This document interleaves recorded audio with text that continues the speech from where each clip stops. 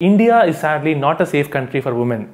With constant eve teasing, acid attack victims, rape cases, domestic violence and so much more, India has become one of the most hostile and dangerous places for women on earth. It is not a coincidence that there are so many campaigns and articles speaking up against the injustice, oppression and violence that women face on a daily basis. What is happening to them is real, and therefore there's a resistance that is fighting against it. In part with this resistance, a common statement made is cows are safer than women in India. Now, before I go any further on this topic, I want to give a short disclaimer. This video is made purely for educational purposes and not with the intent to mock or make fun of any religious group, political party or any other movement in our country. I merely want to provide irrefutable facts and logic to the sensible people watching this video so they can make better decisions themselves. On paper, be it a woman or a man, a human being is protected by our laws. It is illegal on paper to assault, violate or exploit another human being in our country. I know that horrible things still happen and that our judicial system is very slow in providing justice to the victims. However, your life and mine is not considered disposable and you have the right to your bodily integrity. At the very least, candles will be lit in your remembrance. Majority of the population will admit that what happened to you was an injustice and hey, they may even step out of their comfort zone to defend further victims from suffering. But imagine if you belong to a group that did not have those fundamental rights. Imagine if according to the government, the value of your life is based on how useful your body is to them. You are considered an object that can be sold and used in any way that is profitable to others. In short, you are nobody. Even the most abused and discriminated of all humans, even the humans who rank at the bottom of the barrel of the social hierarchy, stand tall above you. You are a slave to a slave. You are raped by those who have been susceptible to rape themselves. You are so marginalized that marginalized people abuse you. And as you stand there suffering, others mock and laugh at your suffering, waiting hopefully for you to be murdered. That is how the world seems through the eyes of an animal. Most women believe that they own the word rape as their gender is the biggest victim of it. But ask yourself, if a female animal is being forcefully made pregnant so that her newborn child can be taken from her and sold at a profit, then what do we call that? You say breeding. Well, what if the same action was to happen to a woman? You will call it rape. But do you notice how in the first example the victim is an animal and in the second example the victim is a human? Of course, we are all against violence to human beings because we ourselves could be victims of that violence one day too. It's called self-interest. But if you observe the first example from the victim's point of view and use empathy, you will soon realize that breeding is nothing more than a glorified term used by human beings to make themselves feel more comfortable as they sexually exploit animals. The victim of rape could be a woman, a man, a child, or an animal. Anyone could be a victim of this horrific crime. So, to answer the question, are cows safer than women in India? Cows and buffaloes are systematically raped every year in dairy farms and have their children taken from them because only a pregnant female mammal or a female mammal who has just given birth can lactate. A female bovine can produce milk for up to 10 months or up to a year after having given birth. Once she can no longer produce milk, she is raped again, and this cycle repeats itself for at least 5 years. Once she can no longer produce huge quantities of milk due to the strain put on her body by the annual forced pregnancies, she is then sold to the slaughterhouse to be murdered for meat. Each bovine is raped at least 5 times in her life, has all of her children forcefully taken away from her, and in the end is brutally murdered.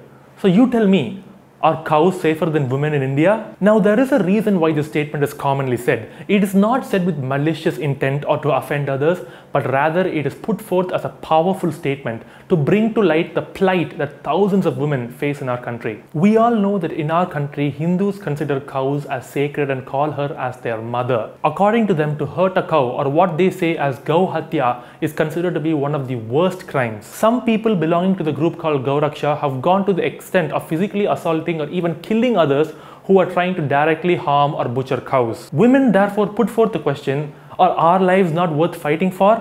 People are ready to get up in arms to go and fight for a damn animal, but not for us. Now there is just so much wrong with this scenario and so much to unpack here. Firstly, women are being abused and violated by evil men. but these women themselves pay for the rape and abuse of animals. Next, Gaurakshas, who proclaim to be saviors of cows, are actually not saviors. They themselves consume milk and all forms of dairy products, therefore being a direct supporter to the abuse and violence that cows face on a dairy farm. From forced impregnations to making them go through labor pain to tying them up to forcing a sharp object between their nose in order to tie a nose rope, Gauhatya happens to a cow far before she reaches the slaughterhouse. Gaurakshas try to rescue cows when they are on the way to slaughter, but fail to recognize that those cows were born into existence and into the very predicament they are trying to save them from because of their own consumption of dairy. I by no means want to talk down upon the serious issues that women face in our country, but to make the statement that cows are safer than women in India is just a bold-faced lie, probably out of ignorance. Women pay for cows to be abused. Gaurakshas pay for cows to be abused. The people the Gaurakshas are against pay for cows to be abused, or they probably abuse them with their own hands. And people still want to say that cows are safer than women in India. Seriously? But let me be honest, I'm really not bothered with the statements that people make or their opinions. What bothers me is the level of hypocrisy and violence that people engage in. How can someone say that they're against violence and injustice when they literally put violence and injustice inside their mouth? My point is, how can you say you are against abuse when you literally support the abuse of animals in the name of food and clothing? We do not need to eat dead animal flesh, cow secretions, hen ovulations, or bee vomit for survival. We eat it out of habit and because it tastes good. We also do not need to wear dead animal skin, silk or fur for survival. We do it for fashion. To not exploit any animal for food or clothing is known as veganism.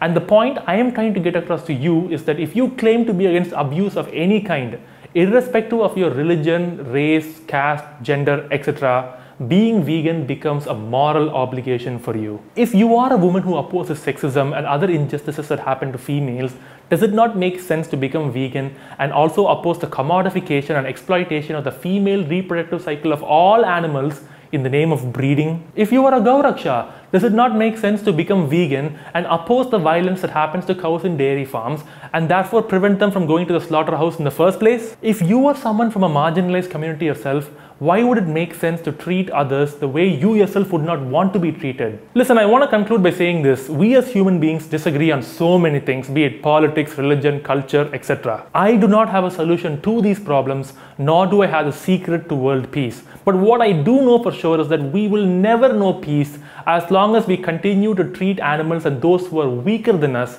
as if their life means nothing. We may have our own battles between ourselves, but animals do not belong in this fight. They are innocent and they do not deserve this.